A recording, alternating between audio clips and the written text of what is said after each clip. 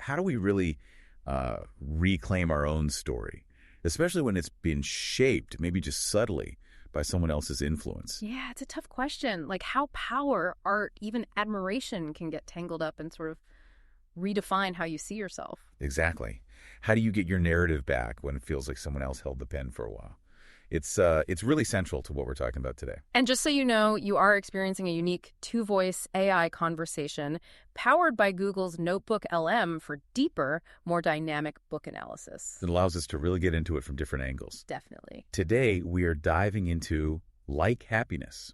It's a debut novel from Ursula Villarreal-Moura, just out this year from Celadon Books. And it's getting a lot of attention. It's literary fiction, a coming-of-age story, but one that feels incredibly current. It really does. So the book follows Tatum Vega. She's a bisexual Chicana, and she's grappling with this decade-long relationship she had with the famous Puerto Rican writer, M. Dominguez. A very imbalanced relationship. Right. Yeah. Deeply imbalanced. And the book just digs into reclaiming your own narrative, you know, after manipulation, maybe trauma. It looks hard at power, gender, complicity. And the context is important, too. It's mostly set between the early 2000s and 2015, with some scenes in present-day Chile. So it's tapping into all those recent conversations. Yeah. About misconduct, power in the arts. Exactly. And also about Latinx representation in publishing, which is a huge, evolving conversation itself. So what we want to do here is really distill the key insights from this novel for you, give you a shortcut to understanding its really nuanced take on some complex human stuff. Mm-hmm. And if you want to go even deeper, check out our Mindful Moments on our YouTube channel. It's more AI book analysis, really designed to spark reflection, rational thought. Okay, so let's unpack Like Happiness a bit. The overview first. It kicks off with Tatum's relationship with Mateo Dominguez. Started with a fan letter, right? Yeah, just a fan letter. But it morphs pretty quickly into this friendship, a mentorship, but it's immediately tangled. Tangled how? Well, emotional dependency sets in. Boundaries get really blurry. There's this subtle manipulation happening, and it just kind of chips away at Tatum's sense of self, her autonomy. Slowly, over 10 years. Wow, 10 years. So where does this story pick up later? Years later, Tatum's living in Chile with her partner Vera, and then, bam, the past comes calling. A journalist contacts her. About Mateo. Yeah, about allegations against him. Serious ones. And this just forces Tatum to look back, to re-examine everything she went through with him, and uncomfortably her own role in it all. So how does the author structure that? Going back and forth. She does. It's a dual timeline. You get Tatum in the present in Chile dealing with this revelation, and then you get these retrospective letters she's writing to Mateo. Letters she's writing now. Yes, recounting their history, her version of it. It's really effective. Sounds like it. What kind of themes really jump out because of that structure? Oh, quite a few. Obviously, the power dynamics, the mentor-fan thing, and the complicity that can creep in. Mm-hmm. Then there's gender, sexuality, Latinx identity, how those all intersect. The impact of celebrity, the whole literary scene. Right, that culture. Yeah. And then, fundamentally, it's about memory, trauma, the messy process of healing, that tension between sort of erasing yourself and finally finding yourself. Self-actualization. That idea of self-erasure and the blurred lines, is there a quote that really captures that? There is, actually. Tatum reflects at one point, "You weren't that person with me." Not exactly, but the imprints of our stories bear striking similarity. Striking similarities. That really gets at the confusion, doesn't it? Trying to separate his story or the story about him from her own experience with him. Exactly. It shows how tangled up their narratives became and how hard it is to see clearly, especially when admiration was involved. So let's shift to the author for a second. Ursula Villarreal-Moura. Her background, her credibility, the ethos. Right. She's a Chicana writer based in San Antonio, got her MFA. She's known for short fiction before this debut novel. And you definitely feel her drawing on, well, not direct autobiography, but the experience of being a queer Latinx woman navigating those literary spaces. So there's an authenticity there. Absolutely. Her reputation is built on that emotional honesty. Also, playing with form, innovation.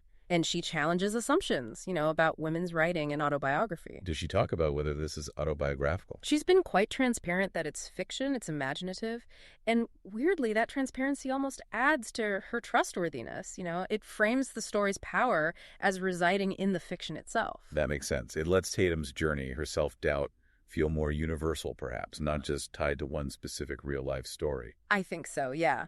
It reinforces the authenticity of that deep introspection Tatum goes through, that process of questioning everything. It feels very real, very relatable. It helps you, as the reader, connect on a deeper level. And speaking of connecting, the empathy is huge in this book. You really feel for Tatum, her loneliness, that longing for connection, and then the gut punch of betrayal. It's powerful, the way the manipulation is depicted, that slow erosion of self-worth.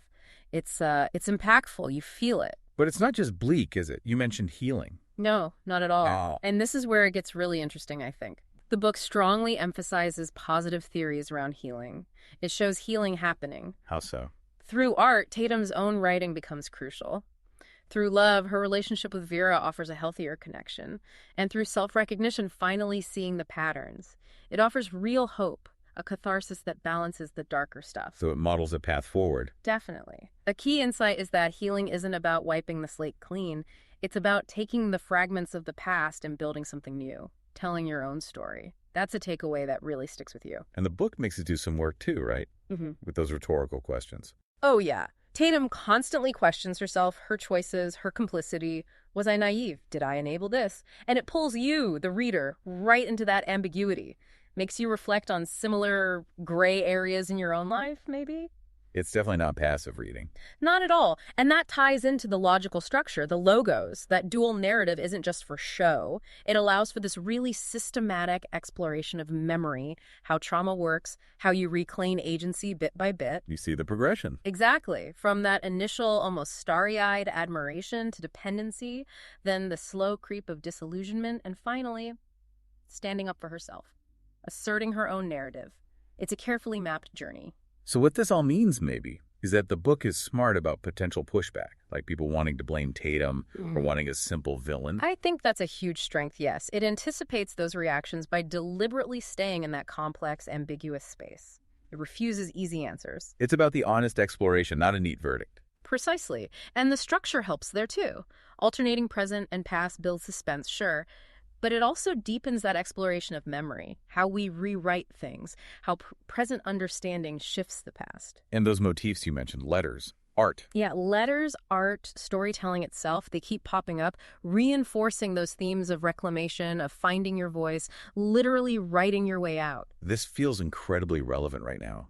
These conversations about power, abuse, recovery, they're happening everywhere. Absolutely, especially within marginalized communities where these kinds of stories haven't always been centered. So this book offers a kind of model. I think it does, centering queer Latinx voices, refusing those easy answers. It's a powerful template for how to tackle trauma, memory, identity, and fiction. The critical acclaim being on Best of 2024 lists, it shows it's resonating. It's expanding the conversation. Definitely. Moving beyond perhaps more dominant, maybe simpler narratives of abuse and recovery, it adds much needed nuance. There was another quote you mentioned about representation. Ah, yes. From the author about making Tatum queer. I made her queer because representation matters. It speaks directly to that engagement with Latinx literary culture, and maybe a critique of tokenism, too, adds another layer. Okay. So, any considerations? Things readers might find challenging? Well, like we said, the ambiguity, the non-linear structure, some might find that challenging if they prefer a more straightforward plot. But the payoff is there. Oh, absolutely. Yeah. If you're looking for prose that's nuanced, emotionally rich, that really dives deep into someone's inner world, this book delivers huge rewards. It gives you a lot to think about. We really hope this look into like happiness has given you some valuable insights. And remember, you can explore more with Mindful Moments and also check out our other podcasts on our YouTube channel. Yeah, more AI-driven analysis to get you thinking critically. So, like happiness leaves us with some big questions, doesn't it? What does it really mean to reclaim your story, especially when it's tangled up with someone else's? And maybe, how do we spot those subtle power imbalances in our own lives? How do we navigate them? And what role can art, can creativity play in healing from difficult experiences? Lots to think about. If you found this conversation valuable, please subscribe to our show. Maybe share it with someone who'd appreciate these insights. And if you want to read Like Happiness for yourself, and we recommend you do, you can find a purchase link in our show notes. Most importantly, keep thinking critically about the stories you encounter and the ones you choose to live.